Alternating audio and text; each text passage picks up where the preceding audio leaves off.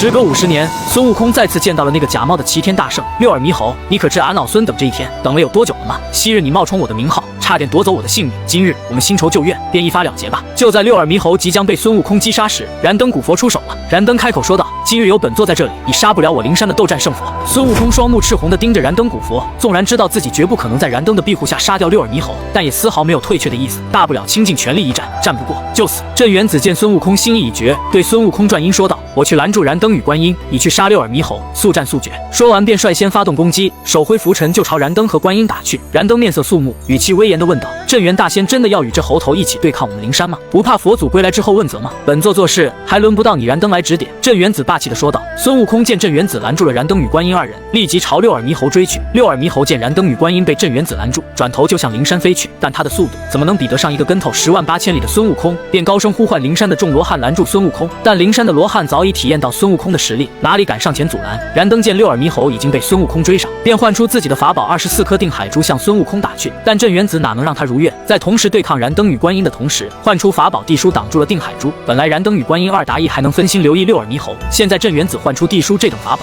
二人不得不全力应对。孙悟空顾不上震惊自己这便宜大哥竟然有如此强的实力，立刻涌动一身功力，用尽全力的朝六耳猕猴打去。六耳猕猴拼死抵抗，但实力悬殊，终究是难以抵挡。一棒下去，六耳猕猴精神破碎，只剩元神飘荡在天地间。六耳猕猴的元神死死地盯着孙悟空，失魂落魄地说道：“为什么你明明已经死了，我亲手杀死的，没了，什么都没了。我辛辛苦苦保那秃驴求得真经，改名换姓求来的佛位都被你毁了。”孙悟空厌恶地看着眼前六耳猕猴的元神，都不想与其说一句话，挥动金箍棒砸了下去。堂堂灵山的斗战胜佛，冒名顶替孙悟空的六耳猕猴，仅仅成佛一甲子，就这样在孙悟空的金箍棒下魂飞魄散。镇元子与燃灯三人见孙悟空已将六耳猕猴杀死，便各自停手。燃灯愤怒地盯着孙悟空喝道：“你这妖魔，今日竟敢杀我灵山佛陀，必叫你付出代价。”镇元子针锋相对地说道：“我倒要看看你要教我兄弟付出什么代价。”燃灯冷哼一声，并不理会镇元子的威胁，而是看着孙悟空说道：“待到佛祖归来，镇元子也护不住你。”孙悟空看着高坐莲台的燃灯冷声说道：“如来回来了又如何？只要俺老孙不死，必要与你灵山拼个你死我活。小小妖魔，不知天高地厚。”燃灯冷哼一声，不再理会，带着灵山众人返回了灵山。孙悟空飞身来到天庭众人身边，对着镇元子拱手说道：“今日多谢大哥来此相助，待来日俺老孙必登门道谢。”镇元子拂须笑道：“以我兄弟不必如此，待有时间来我武庄观再把酒言欢。”孙悟空一脸揶揄地说道：“到时候大哥可要大方些，多拿出些人参果，莫要让俺老孙再去做那偷鸡摸狗之事了。”镇元子哈哈大笑，说了一句：“到时候让你这猴头吃饱。”便也不再寒暄，与众人辞别一声便走了。杨戬带着哪吒与孙悟空道别，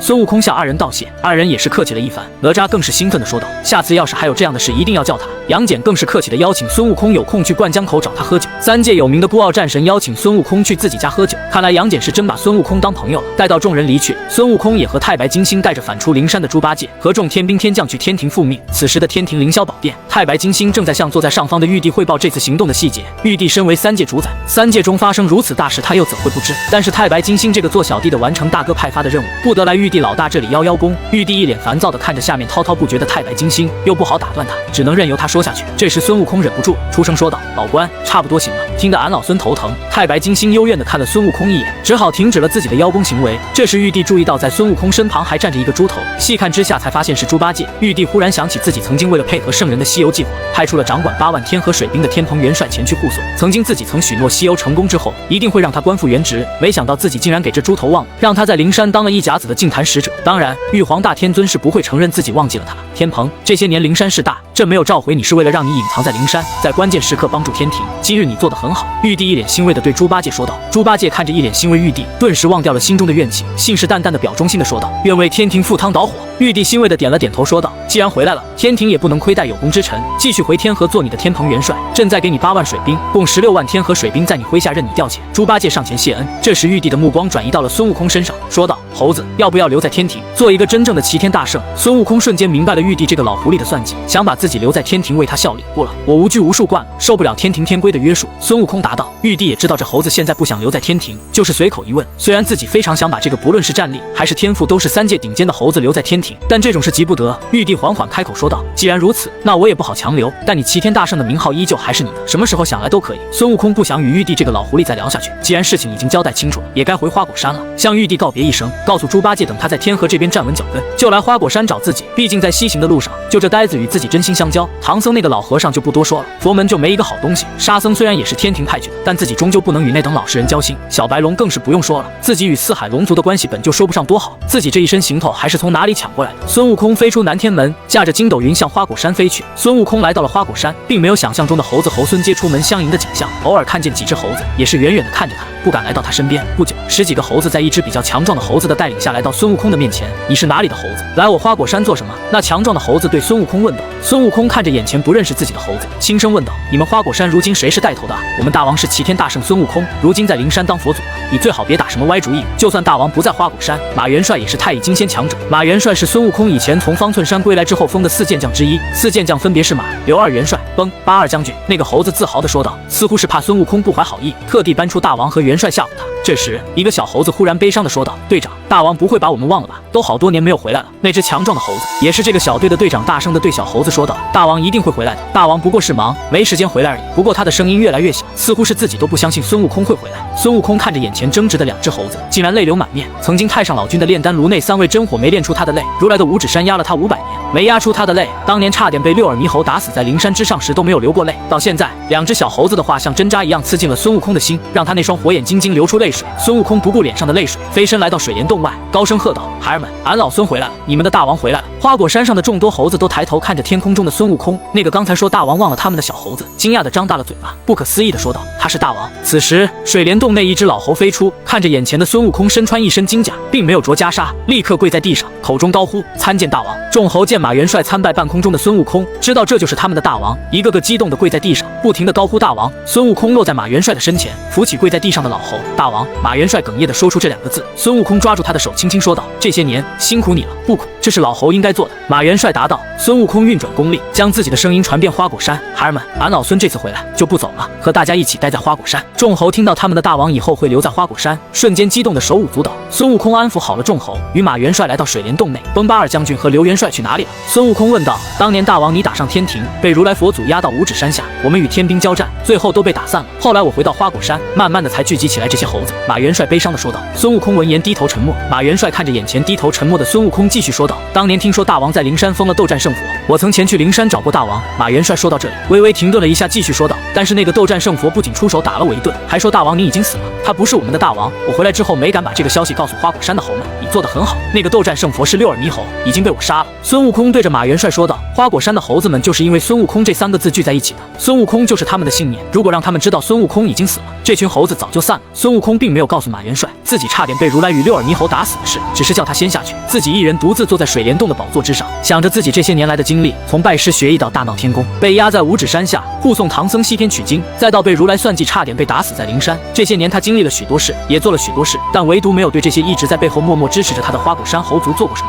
甚至因为他差点让这些猴族死伤殆尽，他还该去报仇吗？如果报仇的话，又会将这些猴子置于危机之中。孙悟空脸上呈现出挣扎的神色，在仇恨与始终拥护自己的猴群之间难以抉择。此时一股庞大的妖气来到花果山外，伴随着的是一阵豪放的笑声。老七都回来了，也不去积雷山看看大哥，还得我这个做大哥的亲自登门来找你。来人正是妖族的平天大圣，孙悟空的结拜大哥牛魔王。马元帅带着牛魔王来到水帘洞，看到了双目紧闭神色狰狞的孙悟空，牛魔王顿时面色大变。此时孙悟空气息紊乱，已经到了走火入魔的边缘。悟空还不快醒来！牛魔王大喝一声，花果山灵智未开的野兽被吓得四散而逃。孙悟空也顿时醒来。大哥，你什么时候来的？孙悟空看着忽然出现在水帘洞内的牛魔王问道。你这猴子，今天若不是我来，你现在怕是已经走火入魔了。牛魔王没好气的说道。孙悟空请牛魔王入座，吩咐马元帅下去准备酒菜，自己要好好招待牛魔王一番。待到马元帅退了下去，牛魔王问道：老七，究竟是什么事，能让你天生空明的心境如此紊乱，以至于走火入魔？孙悟空将自己这些年的遭遇说给牛魔王听，也把自己当前两难的境况告诉牛魔王。牛魔王沉默许久，缓缓开口道：其实我这次来找你，就是为了与你商议再次聚集妖族，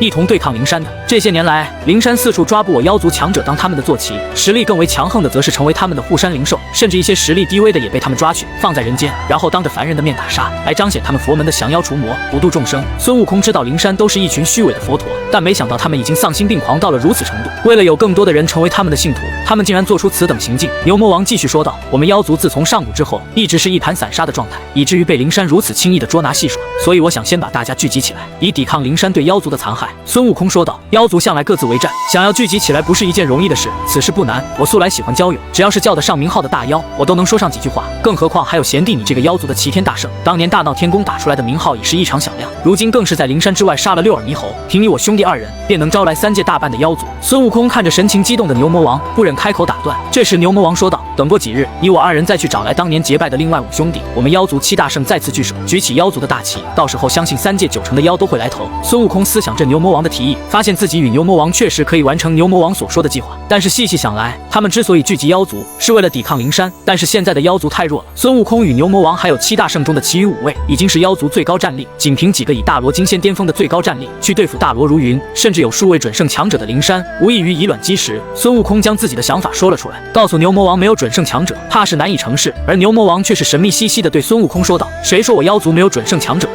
我妖族传承至今，族人和气庞大，怎会没有准圣强者？不过有很多在那一场大战中生死道消了而已，但终究有存活下来的。孙悟空连忙问道：我妖族那位前辈还存活于世，为何这么些年都没有消息？牛魔王也没有卖关子，开口说道：昔年我游历北俱泸州的时候，身陷险境，被一个虎首麒麟身的妖族前辈所救，当时我身受重伤，那位前辈将我带到他的住所救治，相谈之中才知道他竟然是白泽。孙悟空闻言也是一惊，没想到当年妖帝麾下的大将白泽居然隐居在北俱泸州。牛魔王继续说道：不仅仅是白泽前辈，我还在那里见到了妖师鲲鹏，2位前辈在当年妖族战败之后便隐居在北俱泸州，一直到如今。既然2位前辈隐居在北俱泸州，怕是不会轻易出事吧？孙悟空虽然此时心情激动，但还是说出了这句杀风景的话，毕竟此事关乎整个妖族的命运，容不得丝毫差错。牛魔王知道孙悟空担心的是什么，缓缓开口说道：当年2位前辈与我说话时，很关心妖族的状况，并且说过在妖族生死存亡之际会出手相救的，只要我们先聚集起众妖，然后你我兄弟2人去请来鲲鹏与白泽2位前辈，大事可成。孙悟空听闻2位前辈有出山的意愿，顿时心中大定，与牛魔王约好过几日一同去请妖族其他几位大圣。此时马元帅也准备好了酒菜，2人痛饮一番后，牛魔王便以准备大事为由离去。孙悟空此时也做出了决定，自己与灵山的仇恨已是不死不休，那么便趁此机会好好较量一番。孙悟空送走牛魔王，吩咐马元帅这几天召集花果山的猴子们，自己会指导一下他们的修行。毕竟自从当年一场大战过后，花果山猴族死的死，逃的逃，现在的战力远不如从前。孙悟空留在花果山指导了10几天猴子之后，感觉牛魔王那边也准备的差不多了，自己要在去积雷山之前先去一趟武装观，毕竟镇元子那天对自己可以说是鼎力相助，自己也该登门拜访一番。吩咐马元帅教他带猴子们好生修炼，然后便唤出筋斗云朝犀牛贺州武装观飞去，一路疾行。孙悟空发现犀牛贺州与花果山所在的东胜神州大不相同，虽然西游将佛法传到了东胜神州，但在东胜神州这个道门的根据地，佛法流传度并不广，甚至可以说是微不足道。但在犀牛贺州，基本上可以说是家家皆信佛，人人是信徒，每一地都有佛家寺庙存在，并且个个香火鼎盛。镇元子能在佛门的眼皮子底下割出一块武装观作为自己的道场，并且这么多年竟然能安然无恙，当然不是佛门宽容，而是镇元子的实力不得不让他们宽容。孙悟空来到武装观外，清风明月2位道童早已在门口等待。2人见到孙悟空立即行礼说道：家师知道大圣要来，命我2人在门外等待。孙悟空哈哈大笑说道：我这大哥真是神机妙算，快带我进去拜见大哥。清风明月将孙悟空带到武装观内，镇元子早就备好人参果与仙家酒酿等待。孙悟空连忙上前说道：大哥今日如此款待，倒是教俺老孙不好意思。镇元子闻言大笑道：你这猴头，当年嫌我小气不与你人参果，自己跑去偷吃，你说你偷吃也就算了，还给我把果树都打断，今日我好心拿出人参果来招待你，你倒还客气起来了。孙悟空被人揭了老底也不恼，笑嘻嘻地说道：当年那不是年轻气盛不懂事吗？我在这里给大哥赔个不是，莫要在那里说笑，快入座。镇元子也被这猴子的做派逗得哈哈大笑。2人落座之后，镇元子正色地对孙悟空说道：以后打算怎么办？真准备跟灵山死磕下去？孙悟空一手拿着人参果啃着，另一手紧紧地抓着酒壶，含含糊糊地说道：就这样磕下去呗，他如来老儿如此算计我定然不能让他好过。镇元子看着眼前狼吞虎咽的孙悟空，知道这猴子就不是一个忍气吞声的，不然当年也不会因为清风明月骂了他几句，就去给人参果树给拔了。但是镇元子就看中猴子这股至情至性、恩怨分明的性格，不然自己堂堂准圣强者，玉帝与佛祖都不敢怠慢的3界大能，怎么会与一个猴子结拜呢？镇元子不由想到自己当年的一个挚友，虽然那人不像孙悟空一般无法无天，2人性格也大不相同，但是2人却都是那至情至性之人。可是灵山势力庞大，以你现在的修为去和灵山对抗，无异于飞蛾扑火。镇元子收回思绪，对孙悟空说道。孙悟空终于消灭了手中的人参果，喝了一口另一只手中的仙家酒酿，脸上露出了舒服的表情。以前的我或许会一人独自打上天庭，现在我当然不会傻乎乎的一个人提着棒子打上灵山，我本身就是一个妖王，自然要团结妖族的力量，徐图之。镇元子脸上露出了疑惑的神色，缓缓说道：以你如今的实力，当今的妖族对你的帮助可以说是微乎其微，当不如借助天庭的实力对抗灵山。孙悟空想要将鲲鹏与白泽2位准圣依旧存活的事说给镇元子，可突然想起鲲鹏好像与镇元子有仇，当年镇元子的至交好友就是被鲲鹏所杀，话到嘴边只能生生的咽下去。镇元子当然也看出了孙悟空的异样，但他没有追问下去。孙悟空开口说道：“玉帝和如来一样，算计来算计去的，我如果借助天庭的势力的话，什么时候被他算计的死死的都不知道。”镇元子知道这猴子是被人算计怕了，对任何人都抱有戒心，于是不再相劝，只是说以后遇难可以找他帮忙。孙悟空拱手谢过，说着以后少不了麻烦老哥你。二人相谈一番后，孙悟空表达了对镇元子上次出手相助的谢意，镇元子则是大方的说到孙悟空见外了，人参果也吃了，仙家酒酿也喝了，孙悟空感谢的话也说了，也该到辞行的时候了。镇元子看着离去的孙悟空，仅用自己能听到的声音说道：“当年那老家伙说让我在你危难之际出手一次就行了，但谁让你小子这么合我胃口，多帮你几次又如何？”直至孙悟空的身影消失在天边，镇元子感慨地说道：“对谁都和和气气的你，怎么会对他如此严厉啊？”孙悟空离开五庄观之后，驾着筋斗云向牛魔王的老巢积雷山飞去，半途中突感下方有法力波动，低头看去，只见下方一群佛门僧人正在追杀一群狼妖，为首的狼妖不过是金仙修为，而那群僧人中足足有3位金仙。孙悟空降下云头，震退佛门僧人，何方妖孽，竟敢阻止我等降妖除魔？一个金仙修为的僧人对孙悟空喝道。孙悟空不理会叫嚣的僧人，对那金仙狼妖问道：“他们为何追杀尔等？”狼妖见孙悟空气势惊人，知道自己是遇见妖族的前辈了，连忙说道：“我等久在山中修行，近日听闻积雷山魔云洞牛魔王召集3界妖族，一同抵抗佛门的残害，便举足前去投奔。途中一路远离凡人居住之地，未曾想碰上了这些和尚。他们说我等为祸世间，便要降妖除魔。”众僧人闻言立即喝道：“妖孽休得妖言惑众，尔等就是妖魔，我们不过是降妖除魔罢了。”熟知佛门习性的孙悟空自然知道这些高僧的脾性，见众僧人只是喊着降妖除魔，并没有切实的证据之后，更是确定了内心的想法。孙悟空手持金箍棒一棒砸下，那些佛门僧人瞬间生死道消。孙悟空交代狼妖一路不得侵扰凡人之后，然后唤出筋斗云继续朝积雷山飞去。孙悟空来到积雷山，发现已经有很多妖族来到了积雷山，心中暗道牛魔王好快的速度。来到魔云洞，见一个尸首人身的妖王与一个眼神冷冽如剑的禽类妖王在对坐饮酒，二人见到孙悟空也是惊喜的迎了上来：“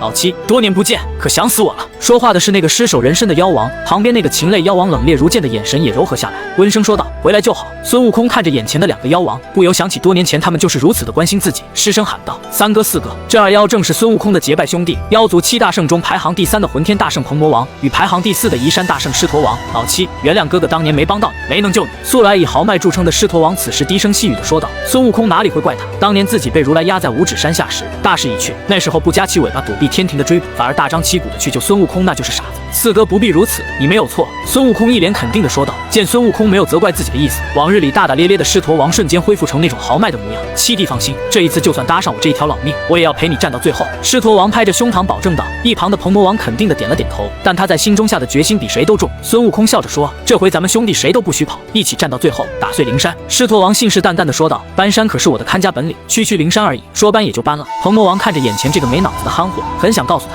就凭他那点搬山本领，别说搬不搬得动灵山，只要这憨货出现在灵山之外，不出意外的话，灵山的高位佛陀就会收获一个大罗金仙巅峰的坐骑。孙悟空笑了笑，并没有去接狮驼王的话，反而转头对鹏魔王问道：“三哥，我都到这么久了，怎么不见大哥啊？”鹏魔王与狮驼王眼色怪异的对视了一眼，二人多年培养的默契终于在此时派上了用场。鹏魔王神色平淡的说道：“大哥久在洞府内，七弟快去拜见吧。”一旁的狮驼王为了不让自己笑出声，憋得脸色通红。孙悟空感觉这两货有事瞒着自己，于是问道：“二位哥哥不同俺老孙一同进去吗？”鹏魔王推辞道：“自己二人还要去接待不断来投的各位妖王，让孙悟空自己进去了。”说完就拉着已经快憋不住的狮驼王离开。孙悟空疑惑地看着离开的二妖，然后走进了魔云洞。见孙悟空走进魔云洞，在天空中隐去身形的鹏魔王与狮驼王又来洞府外。狮驼王小声说道：“老七刚来，你这么坑他不好吧？要不你进去劝，看大嫂用芭蕉布你。”鹏魔王没好气地说道：“那还是算了，我嘴笨。老七能言善辩，实力又强，当年又挨过芭蕉扇，他就是那个最合适的人选。”狮驼王悻悻地说道。孙悟空刚进魔云洞，首先看见的是铁扇公主正在大骂牛魔王，牛魔王就坐在那里不吭声。转头看到红孩儿一人蹲在一个角落里，可怜的跟一个没爹没娘的孤儿一样。红孩儿看见孙悟空，像看到救星一样飞扑过去，带着哭腔向孙悟空喊道：“七叔，快劝劝我爹和我娘吧！”孙悟空连忙说道：“侄儿莫急，先说说这是怎么回事。”红孩儿向孙悟空快速说明原委，原来是牛魔王带回来一个九尾妖狐。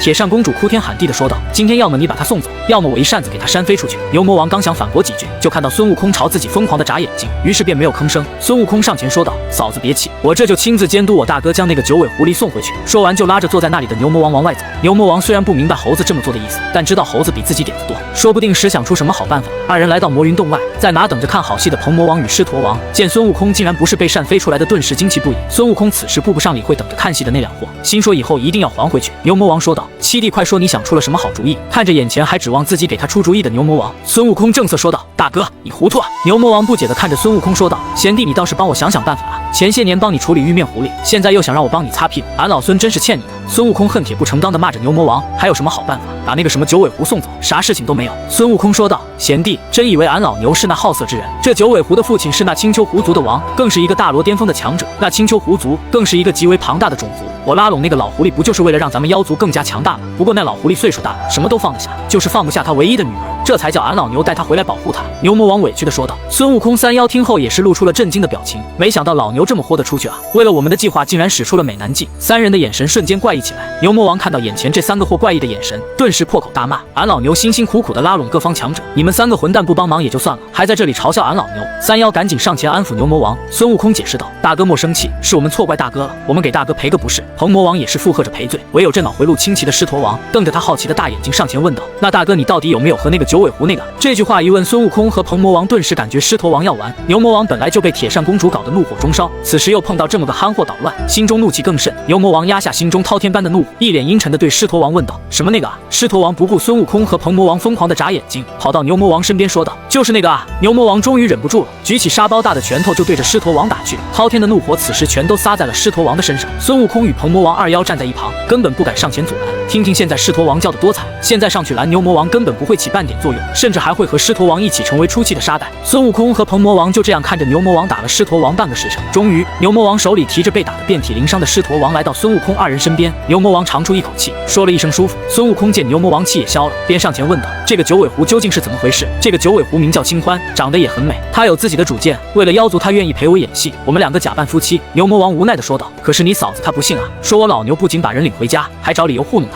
孙悟空与鹏魔王也不好说什么，毕竟牛魔王也是为了正事。孙悟空说道：那青丘狐王不过是为了图个安心，大哥也不一定非要娶那九尾狐，我们可以想想其他办法。此时鹏魔王忽然眼神怪异起来，对着牛魔王与孙悟空说道：我们这次号召妖族主要打的就是大哥与七弟的名号，既然嫂子那里不愿意，我们不妨换个思路。牛魔王瞬间明白了鹏魔王的意思，看着孙悟空说道：老七啊，你也老大不小了，前些年你有事，咱这个做大哥的就不说了，现在也安顿下来了，也该成个家了。孙悟空咬牙切齿地看着眼前这两个混蛋，自己好心帮牛魔王解决家庭矛盾，这两货竟然想把自己卖了，俺老孙自由自在惯了，不习惯身边有一个累赘。再说了，他是狐狸，我是猴，不是一个品种的。孙悟空一边说着话，一边缓缓移动身形，准备跑路。可牛魔王那能让他得逞，用他那粗壮的胳膊抱着孙悟空的脖子说道：就这么定了，都是妖族，哪里有那么的讲究？一边胁迫着孙悟空走向魔云洞，一边照顾着鹏魔王与狮驼王二人，一同进去商量孙悟空的人生大事。四人来到洞中，鹏魔王向铁扇公主说明了情况，铁扇公主也不闹了，满怀欣喜的去准备孙悟空的婚事。孙悟空冷声说道：逼急了俺老孙，天宫都闹的，你这魔云洞挨得住老孙的一棍子吗？牛魔王也是无奈，只能对孙悟空说道：猴子，你就可怜可怜我这个哥哥吧。孙悟空见一生不弱于人的牛魔王与自己说话都带着求饶的语气，知道他也是没有办法，只能说道：九尾狐我可以带去花果山，只要俺老孙不死，就保他性命无忧，但是别的我劝你别想。牛魔王见孙悟空已经到了极限，开口说道：我去与青丘狐王商量商量吧。这时狮驼王二货的本性又开始蠢蠢欲动，对着牛魔王说道：不就是一个小狐狸吗？用得着这么费劲？老大和老七两人随便一个娶了就是。显然刚孙悟空与牛魔王说了那么多，对于这位脑子里缺根弦的狮驼王来说并没有听懂，只觉得老大和老七像是脑子不好使一样，多简单的问题，你俩随便娶一个不就解决了？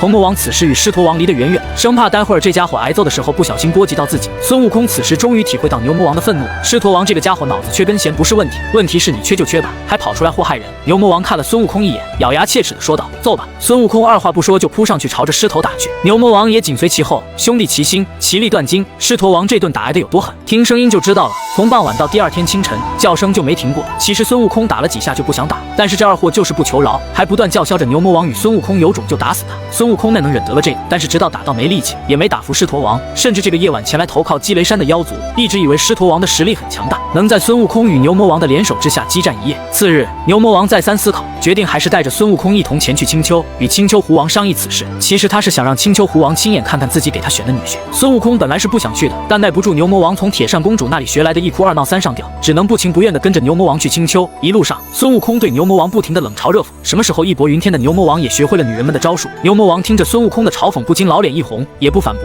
我就是做了，能咋的？孙悟空彻底被牛魔王的不要脸给折服了。二人就这样一路来到了青丘，青丘狐王亲自出来迎接，请孙悟空与牛魔王一同进殿落座。刚落座，狐王便笑呵呵地说道：“贤婿，清欢在积雷山可还住得习惯？”牛魔王便开口说道：“老狐王啊，你我昔日里以兄弟相称，如今让我娶了清欢，这不是乱了辈分了吗？”听闻此言，狐王的脸色瞬间阴沉了下来。莫非牛魔王要毁约？那么便将清欢送回来吧，我青丘狐族也就不去掺和你们的大事了。牛魔王也是不虚不急地说道：“狐王何出此言？老牛我岁数大了，配不上清欢公主，更何况家有良妻，不便再娶啊。”见青丘狐王的脸色又阴沉几分，牛魔王立刻开口说道：“不过我却又为大哥你寻得一位佳婿。”老狐王的脸色好转了几分，但依旧阴沉的厉害，淡淡开口道：“不知贤弟为我寻得佳婿是妖族的那位俊杰啊？”听到这里，孙悟空顿时感觉自己被牛魔王坑了。你跟人称兄道弟，让我去当人家女婿，你可真是我的好大哥啊！孙悟空立刻开口说道：“老狐王，别听这憨货胡说啊！”老狐王在青丘不出世数千年，并不认识孙悟空，但敢把如今妖族明面上的第一人说成憨货的，想来不是什么无能之辈。于是开口问道：“不知这位大王在那里修行？”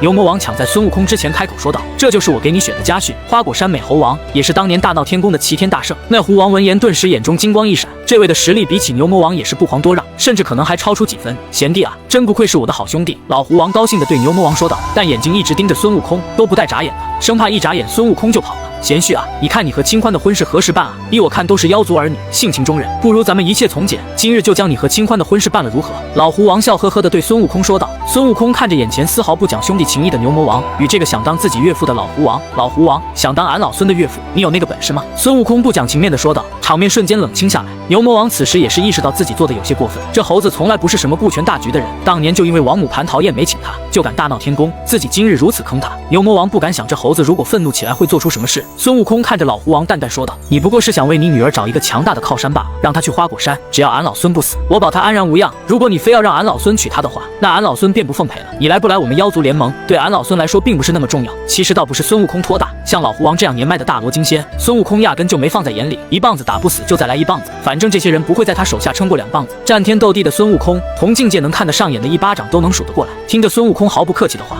老狐王皱着眉头陷入了深思。过了许久，老狐王缓缓说道：“那就麻烦大圣带老儿看管小女了。”孙悟空见这老狐狸还算识相，也就再没有恶语相向，点了点头说道：“这次回去我会带他去花果山的。”此时牛魔王见事情已经解决，便上前拉着孙悟空与老狐王的手说道：“哈哈，如今大事已定，老大哥你可要尽早带着青丘狐族来积雷山，我们正缺一个能为我们指导方向的定海神针啊，敢不效劳？”老狐王恭敬地答道。本来狐王想的是将自己的女儿嫁给牛魔王，一来保护了自己的女儿，二来自己作为牛魔王的岳父，以后在妖族联盟中地位自然会拔高许多。如今牛魔王并没有娶自己的女儿，可不加入妖族联盟就有可能面临佛门的残害，自己加入联盟自然低牛魔王一头。但好在自己的女儿跟了孙悟空，也算是找到了一个强大的靠山，虽然并不是孙悟空的道路，可以后的事谁又能说得定呢？近水楼台先得月，向阳花木易为春。老狐王相信自己的女儿，见大势已定，孙悟空便不愿多留，叫上牛魔王就要回去。刚要与老狐王此行，忽然青丘之外传来一声：“青丘妖孽，速速出来接受我佛的度化！”老狐王看着孙悟空与牛魔王疑惑的眼神，只能将一切如实相告。原来老狐王的女儿清欢是天生九尾狐，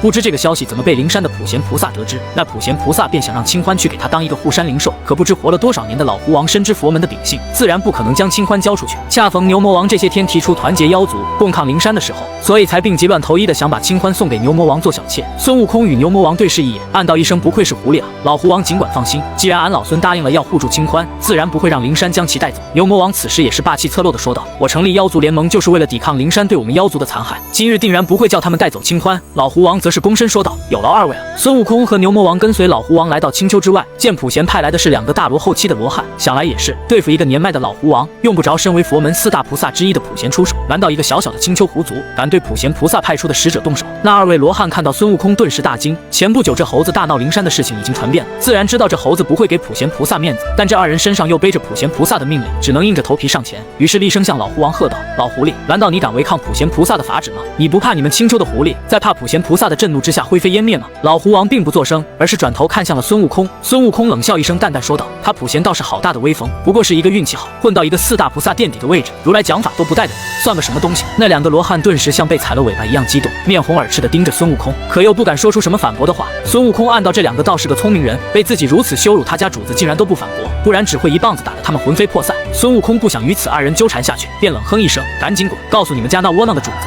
青丘狐族俺老孙保了，他若不服，尽管来找俺老孙。孙悟空其实并不怕普贤菩萨，佛门4大菩萨中排第1的是发下大宏愿、地狱不空、誓不成佛的地藏王菩萨，早在多年前就是准圣中期临界突破的那种。排在第2位的就是大慈大悲的观音菩萨，准圣中期强者。第3位则是文殊菩萨，准圣初期强者，如今跟随如来闭关讲法。第4就是这位普贤菩萨，靠着佛祖强行提升修为突破到准圣，战力一塌糊涂，根基基本上可以忽略，这辈子都别想再进一步。2罗汉脸色铁青的看着孙悟空，转身便走。其中一人小声嘀咕道：“不过是一个被佛祖玩弄于股掌之间的猴子罢了，神气什么？被人叫一声大圣，还真把自己当回事儿。”孙悟空听到一身戾气爆发，唤出金箍棒一棒砸下，顿时血肉横飞。那罗汉却是已经身死道消，化作3界的养料。还活着的那位罗汉此时却是吓得动都不敢动，神色中带着惧怕的看着孙悟空：“赶紧滚！告诉你家主子，要想报仇，尽管来找俺老孙。”孙悟空不耐烦地对那个罗汉喝道。那罗汉顿时如同一根离弦的箭一般飞速逃离。孙悟空转身对老狐王说道：“老狐王，你也尽快地带着狐族去积雷山吧，待在这里难免遭受普贤的毒手。”老狐王一时说道：“大圣放心，我今日就召集儿郎，明日出发前往积雷山。”孙悟空点了点头，然后便叫上牛魔王一同离开了。回到积雷山，孙悟空便与牛魔王提出了要回花果山。牛魔王不解地说道：“如今各族来投，贤弟应该留下来主持大局啊。”孙悟空说道：“我能主持什么大局？打架俺老孙在行，想这些事情俺老孙是做不来的。况且这些日子偶有所误，老孙也应该回花果山闭关一番。”牛魔王顿时惊奇地问道：“你难道要闭关突破准圣了？”